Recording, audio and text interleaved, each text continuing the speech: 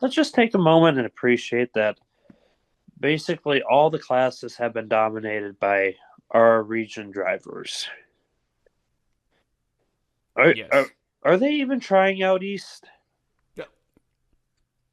I mean, they're probably good, but it really feels like we're just scoreboarding on them right now. It's like, okay, I guess we'll let you have one in the top 10.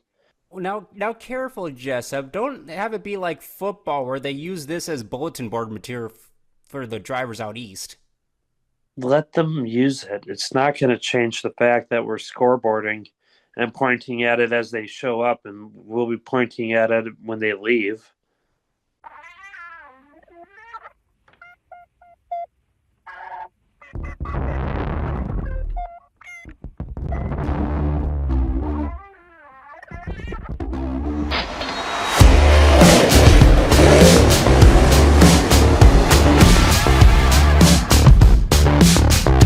Speeding up, no slowing down.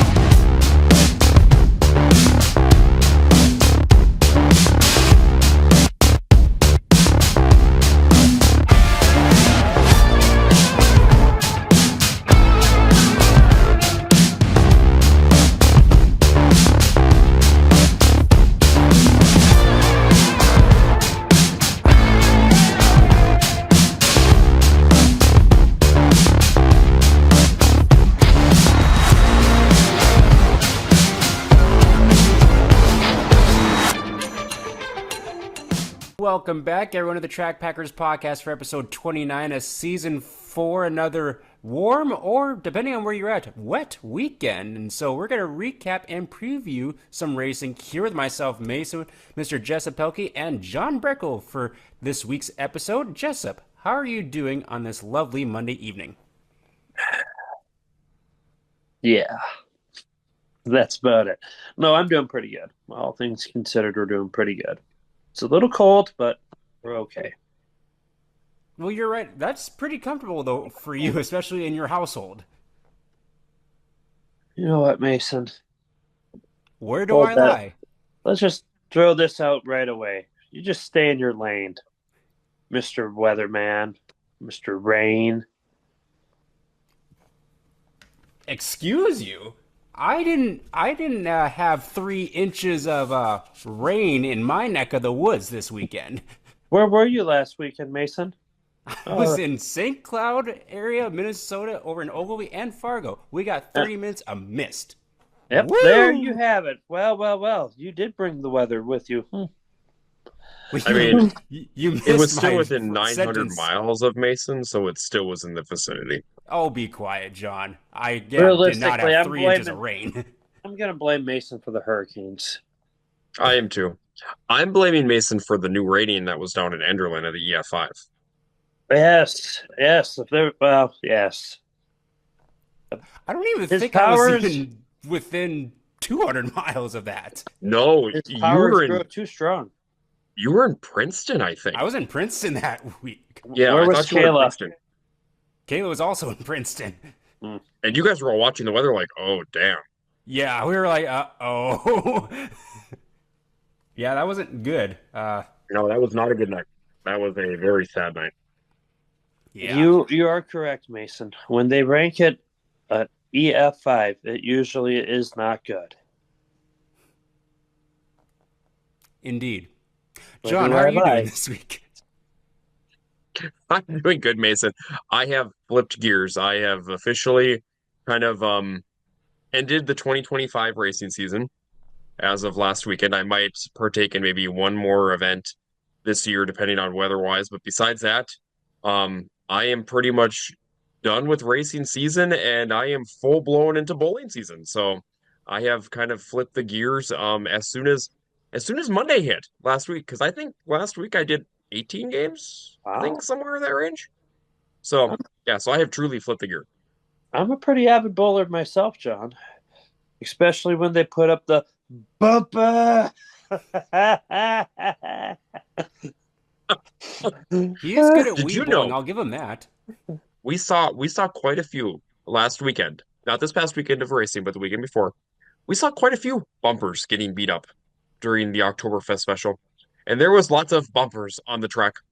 Would you say that they were bumper to bumper to bumper? Maybe We did say that a lot last week, multiple actually. times. We did. Hey, the action warranted it. Oh yeah. I'm doing well myself, coming off a one race night for me Oh on no. last weekend. I know, it's weird. I'm out. I felt out of practice Were you having withdrawals? a little bit because I didn't go anywhere on Friday night, which is weird. I didn't go anywhere on the Friday of the Stampede either. But not going anywhere on a Friday night is so weird to get used to. It's Did you nice. know? Did you know, Jessup? Like I was telling this to Mason, we were texting on Friday a little bit. Um, since August 8th, that is the last time that I have not been actually at a racetrack on a Friday. Hmm. Since August 8th. Because Mason's like, well, the Stampede one, which is true, but I spent all day at the Jamestown Speedway that Friday preparing for the Stampede and the pit check into the pits, and then also in the t-shirt trailer. So I was all over the place on that Saturday, on that Friday into Saturday in Jamestown. So I was at the track all day Friday. So I was like, yeah, it's been pretty much August 8th since I have actually not been at a racetrack on a Friday night. Huh. Yeah, It felt weird. that time of year where things are winding down and getting into the fall and winter mode, which we hope everyone out there is also having a lovely fall season so far. And want to thank all you watchers and listeners of the Track Packers podcast. Greatly appreciate the support. Want to give a couple shout outs, a couple of new folks tuning in, including Kayla Weist. Thank you for tuning in, Kayla. And also Ryan Flotton also checked in. I think he tuned in to hear his win of the week from John Breckle this last episode. So Ooh, that's pretty Yeah, cool. that reminds me, I gotta pick people for this week. You do. That's in the agenda. You know, the one that Mason doesn't share with us. Well, it doesn't really help that he doesn't share it, or when he does, it's like right as we're hitting the go live. Like Oh, here's our like two agenda for the seconds week. beforehand. Ooh, Oh, I this is hope what you we're going to guys talk about. took notes. Ho, ho, ho. yeah, because it Yeah. changes so much from week to week that it's a question on what the heck is going to happen during each of these episodes, which are coincidentally sponsored by Hitch Harness, our presenting sponsor of the Track Packers podcast. Thank you to Tyler Hall for supporting us this season and over the last couple of seasons.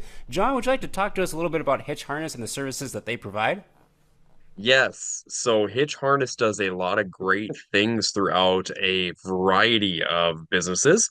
They do a lot of hitch harnessing. So again, they harness your hitch on your truck bed, which is huge now as we enter into the winter months. You want to be sure that's protected, especially with snow, ice, sleet, a lot of that stuff. You want to make sure that you're protecting all those because, yeah, you don't want to just have to worry about your truck, but you also don't want to worry about the road. So be sure to protect both by driving safely, but also getting that hitch harness up front so you can protect it. But Tyler's got a bunch of accessories on hitchharness.com. Check out his website. Again, a lot of holiday seasons are upcoming, so it's a great present for your significant other. So be sure to check it out at hitchharness.com. And we want to thank Tyler for sponsoring us at the podcast here again in 2025. So thank you once again, Tyler, for supporting us on the podcast. As you can see the lineup, we have Jessup on the pole once again, followed by myself and John Breckle in row 2, all by his lonesome, as we are missing Becca for this episode. So we will continue on and officially start the podcast with the waving or drop of the green flag and get into who or what we are repping. Jessup, who or what are you repping? Christy Penrod. That's it. Never heard of this driver. Nope, don't know. Let's do the old fashioned. Christy Penrod. That the brief look I got of that, it looks like more of like an asphalt car. Yeah, I'm gonna say it's asphalt. There's no Penrod popping up. Let's try this. Doo-doo-doo. I found a Facebook page, Penrod Racing. From where? I just Googled it and it brought me to a Facebook page. The Oh, last there we go. update was from January 2024. This person raced once this year down at Grundy County Speedway in the street stocks. They finished fourth in the feature. And You know, literally, that's Grundy all. County is home to a really famous auction.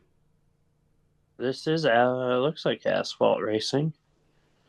Pavement, pavement, more According pavement. to one of her profile pictures, looks like of a 2021 hero card. She is from Burr Ridge, Illinois. Well, Ooh, interesting. She's on the countryside of Illinois now.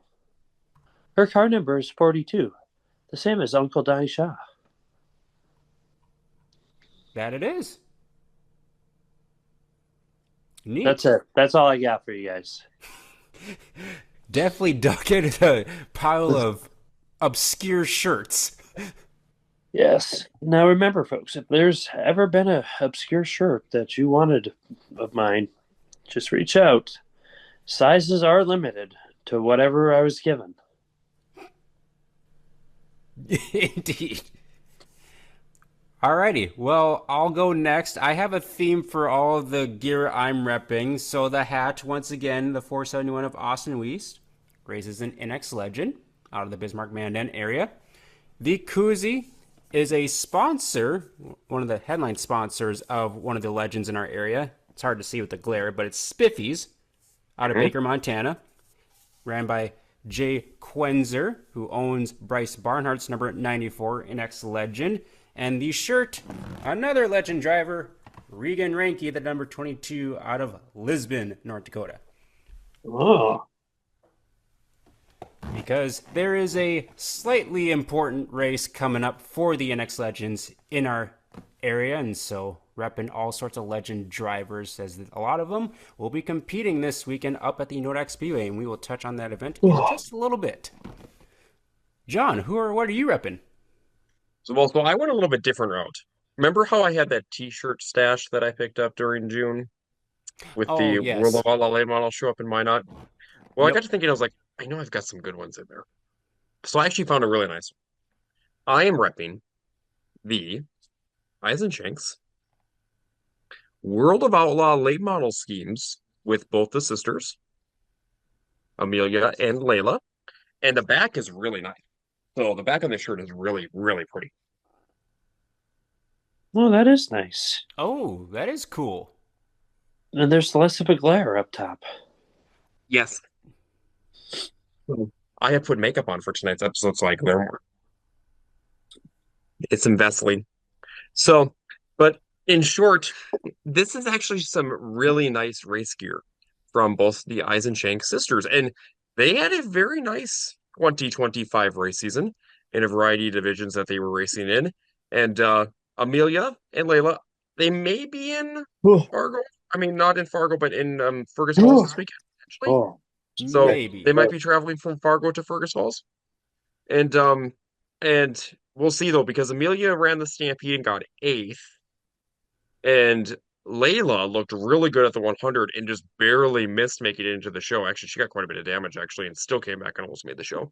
But yeah, so that is this year. But they've both won multiple heat races in their divisions, and had some very nice runs in both the sprint cars and late models this year. Yeah, I could definitely see them coming over for the Gophers Showdown in Fergus Falls. I think they're still in high school, so I know they've been big into basketball, and I know basketball really hasn't started yet, but I don't know. I'm not well versed in high school sports, and I don't know when like early practices and stuff kicks off, so I'm sure they're busy with high school stuff too. Oh, absolutely. Nice. But that is a cool shirt. Good addition to the who or what we are repping segment. On a side note, so I saw that Donnie Schatz had a new car scheme come out in this last week with the Sides Motorsports car. It's almost like collecting Infinity Stones with the schemes that Donnie Schatz has put out this year with all the different rides he's had. Oh yeah, 100% agree. Because he's had so many different paint schemes, and obviously, nothing from fault of Donnie by any means, but yeah, definitely with the different paint schemes that he's come up with. Yeah. Awesome. Well, now we'll move on to our next segment, the Hot Sauce Hot Memory Rewind. A shout out to Isaac Hot Sauce Sondrol, driver of the 12S IMCA Modified and 104 IMCA Stock Car. Believe he took this weekend off. Of course, it's a busy time with farming and harvest coming up for a lot of folks, so I'm sure he's gearing up for that and probably has finished off his last couple of races of the 2025 season, but still an opportunity to go to a race here this weekend for him. Be sure to follow his page 12S Racing on Facebook, and if you see him, one of the nicest guys to talk to, full of all sorts of racing knowledge and fun banter. So thank you, Isaac, for your support on the podcast as well. Jessup, did you have anything for the hot sauce segment? No, I just got out of a meeting, so no. All good. I got 4 selections for tonight. That is a race car. Well, I haven't shared my screen yet. Hang on. Now I've shared my screen. I can't see it. Mason, I have a few as well. Okay. Where is it, Mason? So this is Russ John in the 14. This is at Dakota Speedway. That is the 15 machine of Johnny Johnson and the 56 of John Buchner, I believe. Okay, the 56 is the one I did not know. I think it's Buchner, but I'm not 100% sure on that. What is the sponsor on this?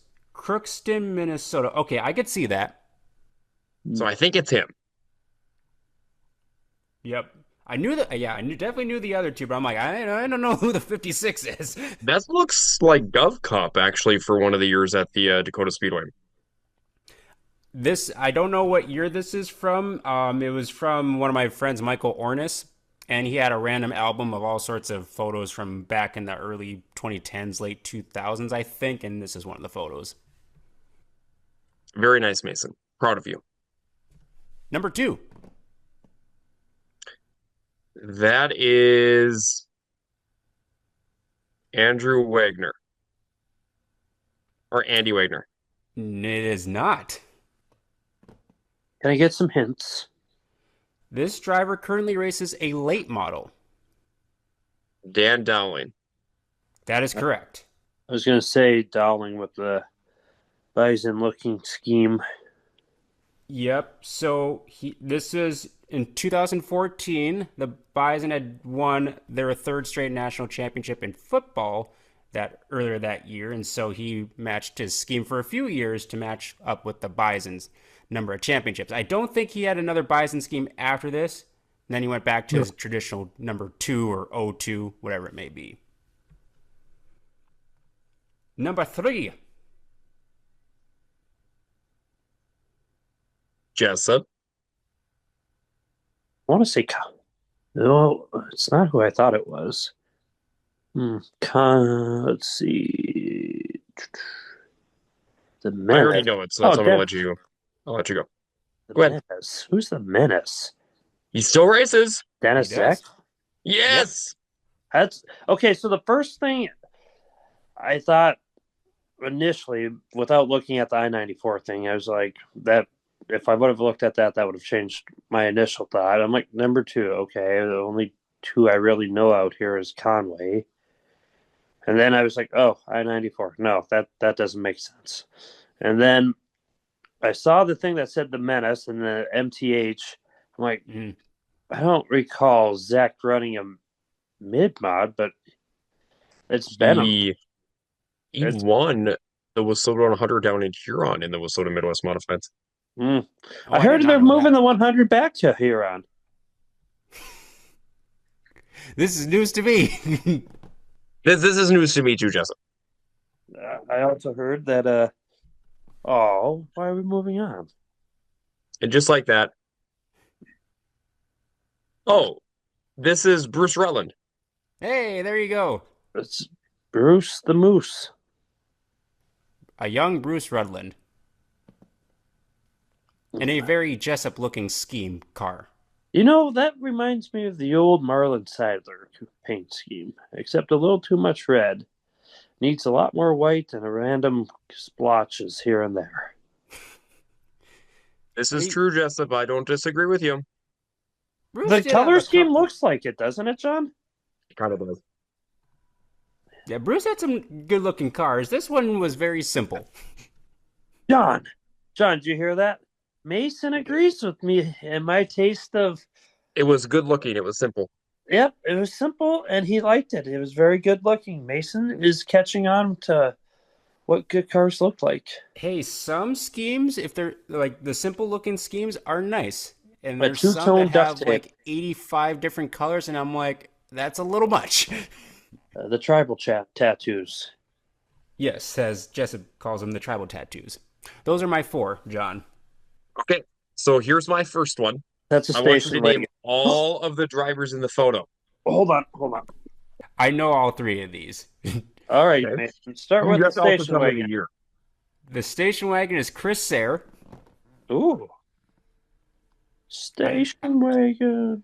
I didn't remember him having a station wagon. I don't To his remember him having this either. That's why it was kind of funny when I found this photo. in the middle of the 14, that's Maria Bruxick now. Yep. Yes. And then up top is Eric Harpole in the 87. Yes. And Jessup, did you know he is from Bismarck? He is, and he races enduro. Yep. Yeah, he does like super enduros, I think, or outlaw enduros is what he does. We should Oh, find ourselves a good enduro to go do, John. that wouldn't be a bad idea. Okay, so what year? Because I don't remember Chris Sayre having this car. 2008. I want to guess 2016. You're close. It's 2015. Gosh dang it. Man, And I you think went on this night, him and Jordan Tollickson got together and he rolled that. the This is an station Aberdeen? wagon. Yeah, this is in Aberdeen. Why would you roll the station wagon? I think he rolled it that night. That's interesting that Jordan was all the way in Aberdeen that night. So, right? Or was he going for national points that year? He might have been doing national points. That would probably make more sense. Okay, so second one. That's a race car. 16. I know this one too, Jessup. I'm going to let you take this one. Chad Onstead. Yes, Chad had some bright cars back in the day. I like that. And I want to say the year on this was 2003. I think you're right on that too, Mason. I think it was 3 or 4, but I'm pretty sure it was 3. But yeah, but Chad had some really bright cars. He went from being some of the brightest paint schemes on the speedway to then he went like a matted black with like the neon 1 for a number for the modified for several years. That car stood out too, and he won a lot of races with that car. Mm-hmm. I was actually just All looking right, at a so couple of those photos of his mod earlier. yeah, I mean that's where I was at too. I was like, ooh, this one looks pretty darn nice. Okay, so here's my third out of the fourth. So now everybody can let me know if when they can see this one. Who is this?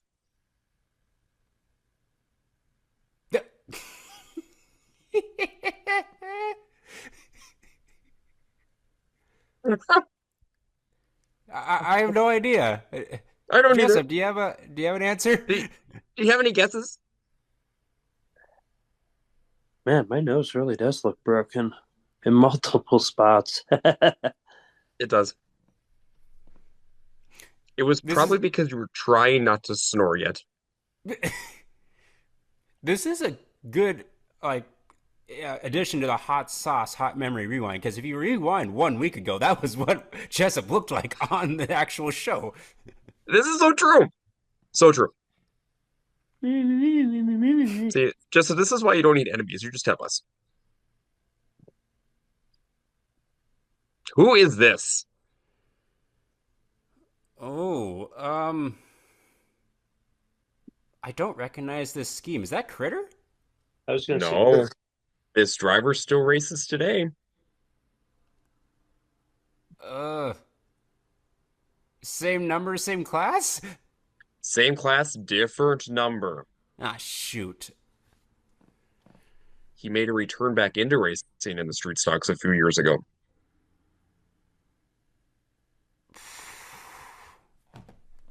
I don't recognize this car at all.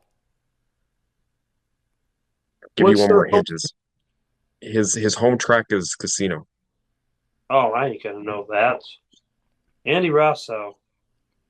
No, No, Tony he's Miller. racing a different number. Oh Have they gosh. won in the past 2 years? yes, Well, then it's not Tony Miller. No, say it's not Tony Miller. It's not Al Schmidt because he's been there he's going to be his 40th year. Dang it. I have no idea. Jason Marco. He took a break? He did.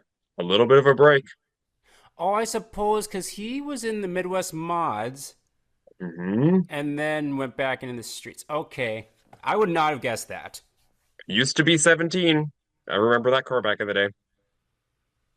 I've seen this car race before in person.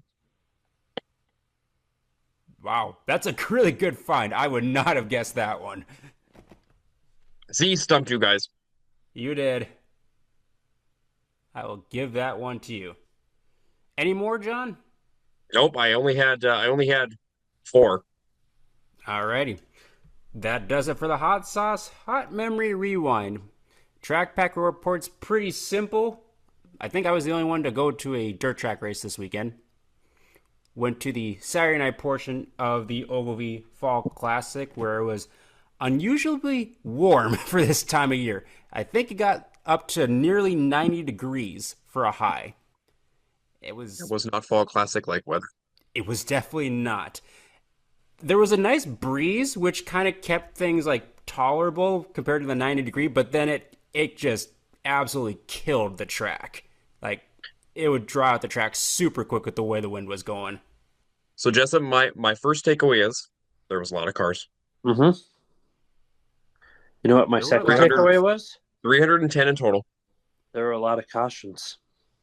There were. There were in some classes. Some classes not so much, but definitely a good Define not amount. so much. What is the definition of not so much? Well, for example, so if I go right into the recap, so Pure Stocks had their A main first. They went clean and green. They didn't have a single caution. That would consider not so much in my book. That would be not so much. That was a good race. Jake Smith and Austin Carlson were going at it, and Austin Carlson made a pass, I believe, coming to the white flag, and he got the win in the Pure Stock. So good job to Austin Carlson with his first win at the Fall Classic. Street Stocks had a good amount of cautions, quite a few. They started 27 in honor of one of the late racers in that class. I think his last name was Biergo, and he had the number 27. So they ran 27 laps and started 27 cars for 2,700 to win, which for street stocks, quite a bit of money. In the end, it was a 27 who ended up winning. Parker Anderson, he started 10th on the field, weaved his way through the pack and got to the front and held off Hunter Van Gilder and Keith Tourville for the win there. So that was street stocks. Midwest Modifieds, they had 64 Midwest mods in total check in throughout the weekend. So very solid field of Midwest Modified drivers. And it was all Blake Adams up at the front, although he had to hold off a late charge from national point contender Joey Jensen. He would get the feature win in the 40D. Joey Jensen in second, Jake Smith third, and Tate Kostreba 23rd to 4th. So very, very solid run there. Late models. It was a battle between Josh Zimpel, Cole Schill, and Joel Bennett. And the track for the late models locked up about halfway through on the bottom. And so things got a little hairy in lap traffic. I think Joel and Josh Zimpel got together. Ended up with Zimpel getting spun out, but they had the restart. Zimpel got back into the lead and then had to hold off Cole Schill in the last several laps. And he got the feature win for the Fall Classic there. Schill ended up in second, and Shane Sabraski ended up in third. And then they did a farming session before the modifieds went to the track, and this was a really good race. Blake Adams once again checked out on the field early, but through quite a few cautions, Jody Belfi slowly making gains through the middle part of the track and make the pass with about 3/4 of the way through the race, and he went on to get another Fall Classic win in the 11 machine. Landon Atkinson got around Blake Adams for second, and so Blake had to settle for third after starting on the pole. Super Stocks, clean and green race. 30 laps, green and checker, so good job to the Super Stocks as well. And it was Shane Sabraski in the 7A. Checked out into the lead pretty early, and he held off Dylan Nelson and Tim Johnson for the feature win there, another Fall Classic for the 7A. Then Up next was your USRA late models. It was Cade Nelson in the 44 car taking the win in front of Lucas Peterson and Jared Hoos out of Fergus Falls. Mod 4s also had a clean and green race, just 14 of them, but clean and green to the checkered. Tyler Larson holding off the 5H of Dustin Holquist and the 21 of Corey Merworth, who I feel like that's like his first race of the year. I think Interesting it that was. interesting that he took the year off and he ended up in a Mod 4 for this weekend. But nice to see Super him true. back up behind the wheel. And then in your Hornet division, they had 28 Hornets, so a really good field of Hornets.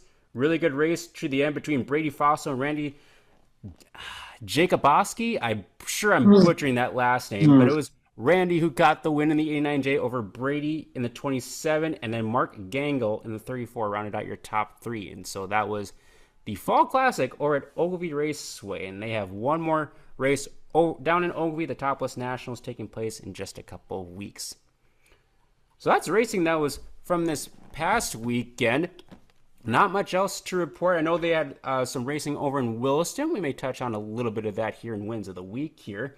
But moving on to what's upcoming next, because got some racing to talk about with Mr. Dakota Dirt.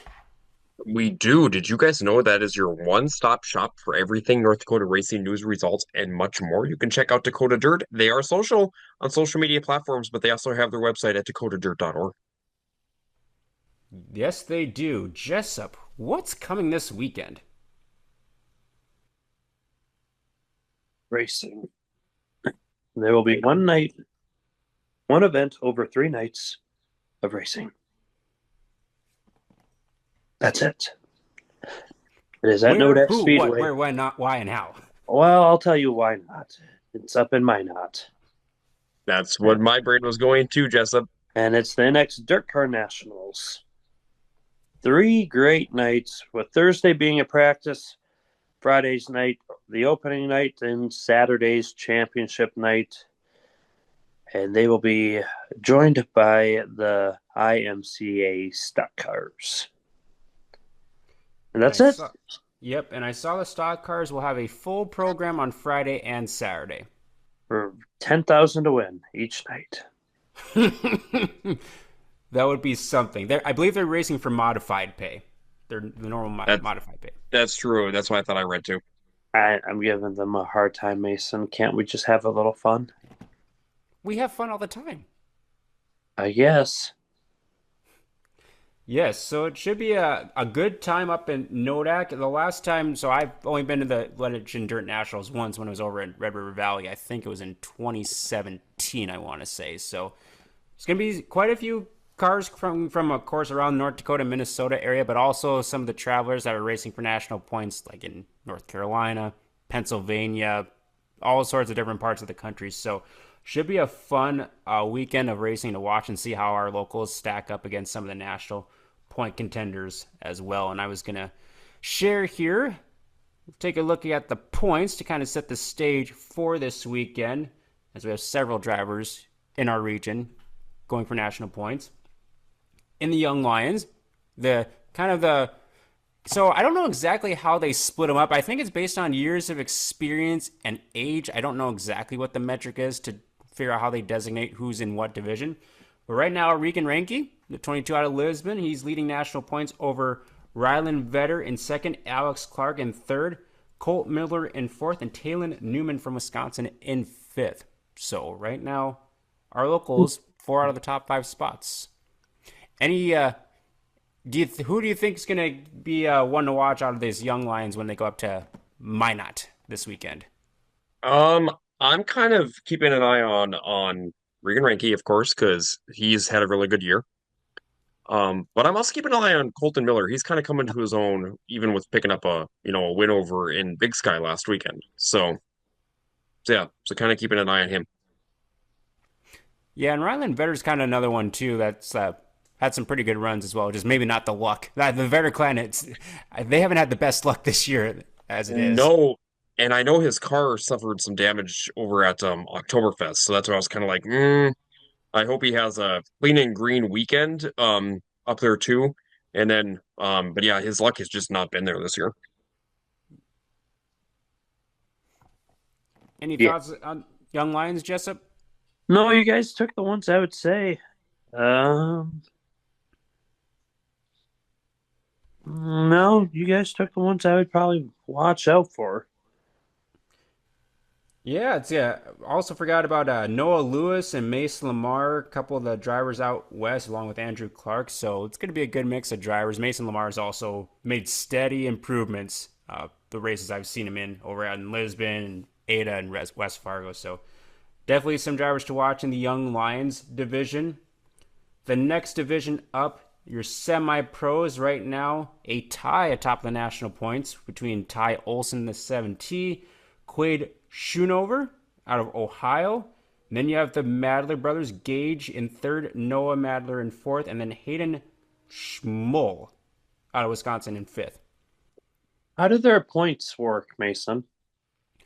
So I believe so. Typical like feature points go 100, 97, 94, and then it kind of separates by a different gap as you get further down the pack.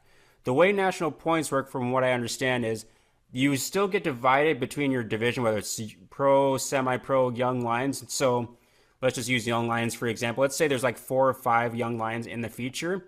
If you finish first out of those young lions, you get 100 points scored towards those young lion national points. Ah, But at track points, you just get the points on wherever you finish. So you're well, still kind of focused on racing people in your division as far as national points go. there's 3 out of the top 4 I think that can win. Mm-hmm. That's it. Sorry, Bryce, you're getting married. It's probably not going to happen.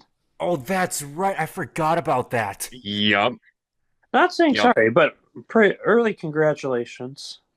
Yes. No, wait, Congratulations wait, wait. on the That's not weekend. Bryce. It's not It's Bryce not getting married. Bryce. It's Dylan. Yeah, It's Dylan's Dylan getting getting married. married. Yeah, but Bryce is in So the wedding. he's got to be in the wedding. You would assume.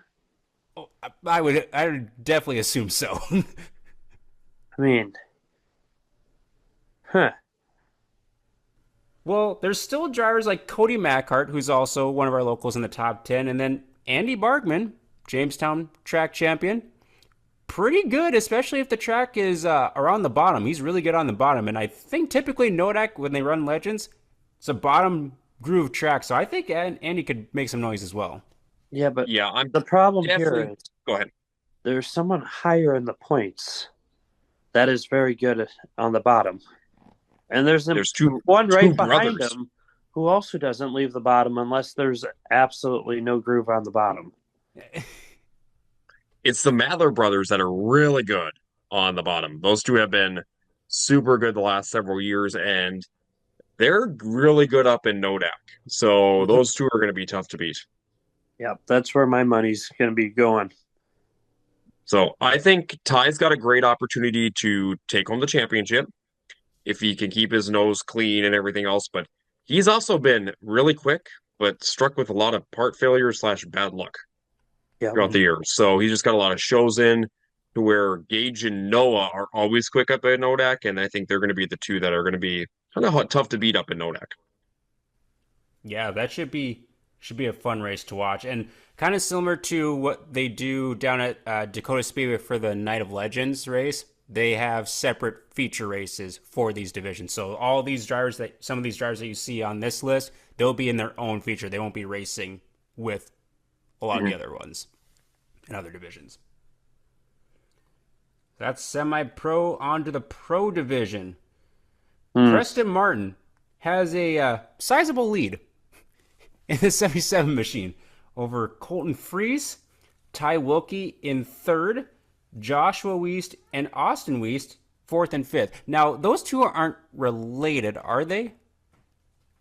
I didn't Nope, think so. nope, no relation. I am keeping, okay, so Preston pretty much has this locked up. Mm. So he's had pretty perfect season when it comes to the 77 machine. So up in Nodak, though, I'm definitely keeping my eye on Preston because Preston's good up in Nodak as well.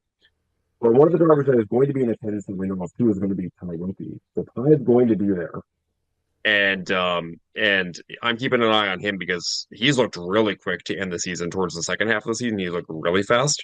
So keeping an eye on Ty. up there in Nodak. And then the other driver I'm keeping an eye on is I know Austin Weist will be there, and Austin's won a couple feature events up in Nodak, so I know he's pretty good at Nodak too, up there in that 471. I would agree with that. Yeah, I was just thinking like Austin's won a couple races up at Nodak, so I'm like, he knows his way around there too. I believe some of the guys from over in the ESO that are coming. So Steve Parton, I believe, is coming. I believe he's going to be here this weekend in his Legend car. I also believe Tanner Jones is coming up in his Legend Hmm. as well. So he'll be in this division, and he's going to be a tough runner because we saw him during the Legendary Tour. So some of those drivers, I think, from over in the East that come over, they will give the local boys a run for their money. I don't know if Colton is coming or not. That's a So long trip over from Pennsylvania. I don't think he is, but I was not sure on that. Yeah, it'll be interesting to see how many show up in each division for this weekend. Let me go to our Masters. I think this also includes Gold Masters. It does. They're designated with the It does. star. Yep, Right, it does. right now, so I'll just go through the top five as it sits here. Donovan Weist and Glenn Mitchell, one of our friends that we Hey, know. They're tied atop the standings. Sean Johnson, the 58 machine, in third, followed by Jeremy Ott and Scotty Richardson in fifth, tied with Dustin Hagen in the double zero. So, let's just take a moment and appreciate that basically all the classes have been dominated by our region drivers. Are are, yes. are they even trying out east? Yeah. I mean, they're probably good, but it really feels like we're just scoreboarding on them right now. It's like, mm, okay, I guess we'll let you have one in the top 10. But that's only because we beat each other up all the time and steal wins from our own guys. Now, careful, Jessup. Don't have it be like football where they use this as bulletin board material for the drivers out east. Let them use it. It's not going to change the fact that we're scoreboarding and pointing at it as they show up, and we'll be pointing at it when they leave. Well, Let let's me get. tell you, in the sprint car world, there's all the PA posse. Well, You bring yeah. all the posse people with, but they never leave their porch either, so they must be related to the Mandan Mafia. Jeez. And That's funny. But back to the legends for the Masters. I'm gonna keep an eye on the top three. For sure, Donovan and Sean Johnson, because those two are really good at 3/8 mile tracks. And then Glenn will be here as well, and we'll see how he does back up here, kind of in the North Dakota area, because it's been a while since he's been in Nodak. can you slide down the list, Mason? Yep. Keep going. I know who he's trying to keep an eye on. Keep going. All right, there he is. Don Hayes is in the top 5 for Golden Masters. I think so. I think so. Yep. Yep. I'm gonna say Don's gonna. Is he close enough to pass anyone? It doesn't. I It don't doesn't really think look like so. it. Well, Timothy Franz doesn't show up. Don's gonna get basically a boatload of points. And it's is it 2 nights or just one night for a point? That I can't tell you. I'm not sure. Because if it's 2 nights,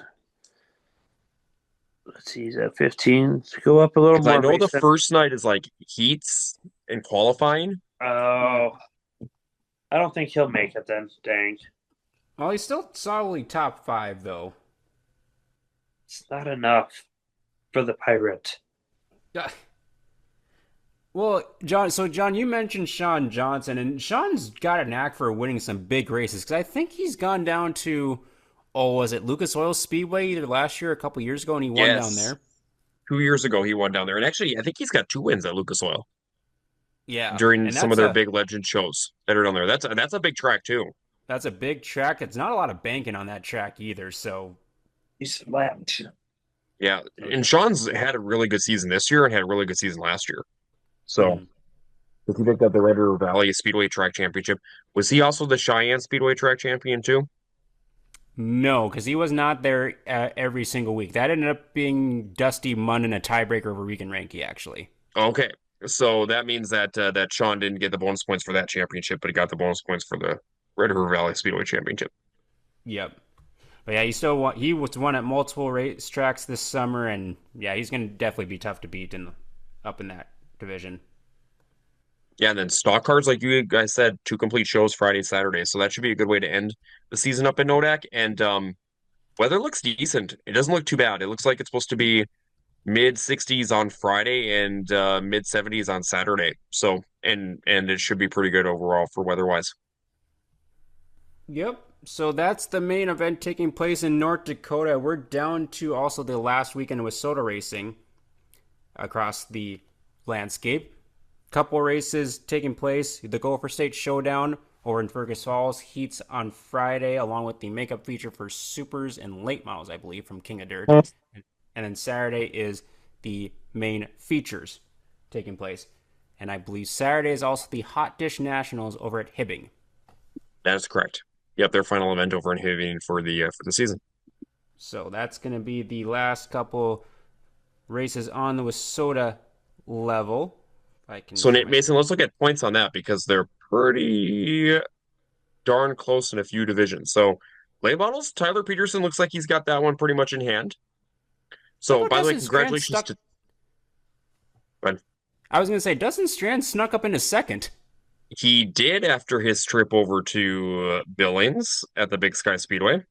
During the weekend of the Stock Car Stampede, as well as he went down to Brown County, and I believe he got a second one night down there too. He got a runner up, so that kind of helped him out in the points down there. I believe Chad Becker's done for the year. I think he called it a year after the Winter Nationals down in Brown County. Dustin Strand, I do know plans on running Fergus Falls this weekend. Oh, okay. So he does plan on going over there along with Tyler Peterson. By the way, congratulations to Tyler and his wife. Brand new parents. So Yeah. they had their little one right after the stock car stampede. So he picked up the win and he's had a couple weeks off to spend time with his little one. So, but yeah, but no, so good runs for them. The mods, pretty darn close still between Blake Adams and Shane Zabrowski. I want to say that pretty sure Blake's got it clinched, but I'm not 100% sure. I would agree with you on that, considering that with Soda points now, it's like a 1 to 2 point switch when you get to this point of the season. So I would say Blake does have that locked up over Shane. And then Jody Belfi's had a great year. You know, you guys just said that he won the Fall Classic this past weekend. So really good year for him there in the 11 machine. Super stocks.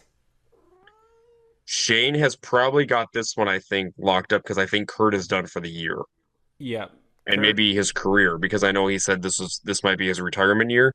I would not be surprised to see Kurt hop back in a car here or there throughout, the maybe 2026, 2027 timeframe. So, but I don't know if he'll be full time anymore. Yeah, and these points are before this last weekend where Shane picked up the win in the supers. So Correct. Yep. Midwest Modifieds. Now, I know this one is not set in stone from what I heard rumblings in Ogilvie, especially after. So Tyler Verdon went out to Big Sky this last weekend, got one night in. I think he finished sixth, and then they ran out the second night. So kind of a blessing in disguise that Joey Jetson didn't pass Blake Adams, because otherwise I think this would be really, really tight heading off. Yeah, they've been trading it back and forth too between those two drivers, so So it'll be they'll come. interesting to see where they go Yeah. To the track, because, John. To the track. well, they've got options, right? They've got Fergus and they've got Hibbing. So it'll be really interesting to see what they do. So, from what I heard, so since Saturday's I think it's just a 1 day show over in Hibbing on Saturday. So depending on if they both win their heat in Fergus on Friday, they'll stay for the clean sweep thing. But if they don't, one of them might go over to Hibbing. And it'll be interesting to see what they do because Blake Adams is pretty comfortable back there in third. Tony's probably done for the year as well, so I would say Blake will probably be in your top three probably for points Oh, for the look at Ryan national Fun, side. top five. Yeah, Ryan's got a really good year, like we mentioned earlier, top five. Pretty sure he'll be in Fergus as well. Yep. Street Colton has stocks. got the streets pretty much locked up. He's had that one locked up. Honestly, he really hasn't raced a whole lot since kind of that the Stampede weekend over in September. I haven't really seen him on the track after that because he was Nope. over at Granite City for one night. Nope, he's got that locked up. Cole Gressep in second, Trey Hess in third. I don't know if Trey can get Cole for second. That might be close to see. It might be close to see. I do know they both plan on running Fergus Falls this weekend, so they'll Yep. both be over there. But And Kyle Dykoff snuck into the top five. I think he just hit 30 shows the weekend of the 100. yeah, he hasn't raced since the 100, which I was kind of surprised by, to be honest with you. I did see him at the track, but he was mainly helping Haley and keep a track of his little one. Yep. Mod So 4s, I think this go is ahead. wrapped up too. That's wrapped up. Yeah, I would say Dustin's got this one in the bag. Dean will get second. Ashton will probably get third. Um, I don't really think there's going to be a whole lot of movement probably in this one in the top three. Yeah, I don't think they're racing at all in Fergus, and I don't know if they're racing in Hibbing. So, Yeah, so they're probably locked up. and Dustin Puffy has the pure stocks wrapped up. Yep. Good season for him. In front of Jake Smith and Eric Crosby. And then Hornets, Anthony Jensen has it wrapped up over Jeff Roner. I think he's still planning on coming up to Fergus this weekend. And of course, Jeff Roner, really tough to beat over in Fergus too. So But 26 wins this year for Anthony Jensen. Good, good season. it is a very, very solid season. So that's the So landscape last for this weekend. last weekend of national points for WISSOTA, Yep. and then we can crown champions. Just like that, the season has basically come to an end. We will now display the white flag and give a shout out to our good friend Brody Carlsrud in the B1 IMCA stock car. He did do some racing this past weekend. He went down to the Clay County Speedway in Spencer, Iowa. I know he, along with Calvin Kessberg, Andrew Yoakum, they all went down there. Basically just had a good time. Nice time to kind of get out and experience a different racing track. And looks like he finished 13th and 15th on the weekend down in Iowa. Not an easy place to race against some pretty stiff competition. So be sure to stay up to date on his Facebook page, Brody Carlsrud B1 Racing, and also his podcast, which I don't know if he's had an episode recently, but now that the season's pretty much winding down for him, probably going to be updating that as well, The Real Deal with B1. So thank you, Brody, for supporting the podcast as well. Jessup, you get to start with wins of the week on a slim pickings weekend. Well, I'm going to start with Marcus Tomlinson with a stock car win over in Williston. Was that his first win at Williston ever, Yes. Yes, or is it as a whole, or just for the stock car division? that's Just as a in whole. Williston. Oh, Just in Williston, though, as a whole. Yep. Yeah. all right. That'll be my first one. My second win will go to Tasker Phillips for picking up the Hawkeye Downs sprint car win. So that's kind of a cool deal. And then I'm going to go super far out west. And I'm going to say Dan Hendrickson in the WISSOTA late models. He picked up the win over at Big Sky in their final weekend. Nice. Good set of wins. So I'm also kind of going to go off the wall a little bit with this one. I'm going to give my first win of the week to Travis Scott in the same one at X WISSOTA Super Stock. He's actually, I feel like Travis is one of those drivers that is kind of making a name for himself, kind of having really good, consistent runs at some of these shows. Ran really well at the WISSOTA 100, and he won the B main on Saturday over at Ogilvie Raceway, and he finished a solid top 10, and he's really stepped up his program as of late in that 71X Super Stock. So he gets my first win of the week. My second win, I'm going to go down to the USRA Nationals to give a win to the 4W Tyler Wolf. So he won the USRA Modified show down there. Very stiff competition down there, likes of Brandon Davis, along with many, many others. That was kind of fun to follow that this weekend too. So congratulations to Tyler Wolf. And then my third win of the week, as I lost it on my page here, but I wanted to give a shout out to Gabe Deshaw, as he is top 3 in the Northern Sportmod National points. Very, very solid season, and I believe he got one win on the weekend, at least, over in Williston. So they had a doubleheader weekend, both Saturday and Sunday. First and ace, actually, first both in the sport mod. So both nights won in the sport mod, second and third in the stock car. So those are my 3 wins of the week. John, go ahead. Okay, so I've got 3 wins of the week here too. So my first win of the week, I have to travel over to Big Sky and give it to Robert Petroff. Did you guys know he's had 36 events this year that he's raced in? He's won 19. Oh, that's a good number. Mm-hmm. So, yep, Robert's top 10 in national points for the WISSOTA Street Stocks and picked up a win over there in Big Sky on Friday night. So, congratulations to Robert in the 11th Star Machine. In the Williston Basin Speedway, I have to give a huge shout out to a driver that's been kind of on a tear this year. Troy Heupel Mm-hmm. picked up another win this weekend over in Williston. He's picked up some big wins this year. Troy's kind of looked really good in his stock car. You know, he won a feature event on the Dakota Classic Modified Tour, picked up his first ever stock car stampede win in the stock cars, and then followed it up with the night one win over there in Williston in the stock car division. So congratulations over there to Troy.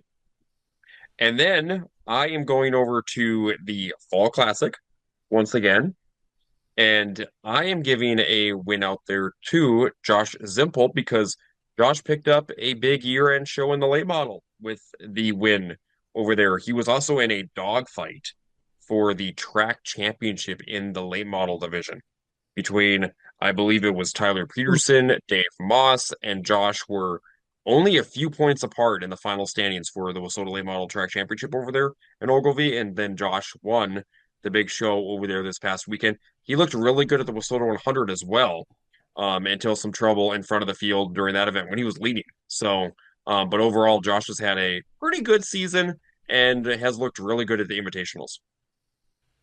Yes, he has. Yeah, I think he said in Victory Lane that was the biggest win of his career. So, yes, great wins of the week. Once again, any closing thoughts on this week's episode? Are we all planning to go to a race potentially this weekend? I might be able to make it up to mine out on Saturday. We'll see how work plays out. I am entering foreign time frame for late nights and weekends at the office. So so we'll see how it all works out this weekend. I might be able to make it up there. But that might be my last chance for racing for the year for sure. If I do. Yeah, I'm in the same boat. Maybe mine out on Saturday, but it's not looking too promising. Understandable. Definitely tough time with school and Yeah. little one running around and all that. Yep. Then Mason, because I know you're gonna be at the Gopher, Yep. so you'll be over in Fergus Falls. And then the week after that is when Mason is going to head on over to the Topless. Yes, he's also going topless over there too. And I will actually be entering the first bowling tournament of the season for the scratch season. So I am looking forward to that here in about 2 weeks. Yes, so all you watchers mainly of the podcast, embrace the last look that you will see of John because you will probably not see him much until February at this rate. Pretty much. As soon as we enter the mid-October time frame, work obviously picks up for year end with quarter before that. But also I am like dead on bowling mode after that. So I will be spending lots of nights at the bowling alley. Yep. 2 weekends left for me, and then I hit my little hibernation mode as well. So definitely enjoying the last couple weekends while we got them. So that'll do it for episode 29 of season 4 for the Track Packers podcast. As always, be sure to like, share, and comment. Let us know your thoughts on racing this past season or past couple of weeks. Thank you to our sponsors, Hitch Harness, The Real Deal with B1 Brody, Carlsrud, and Isaac Hot Sauce Sondrol. If this is the end of the racing season for you, we hope you enjoy what's to come. If not, we will see you out there packing the track.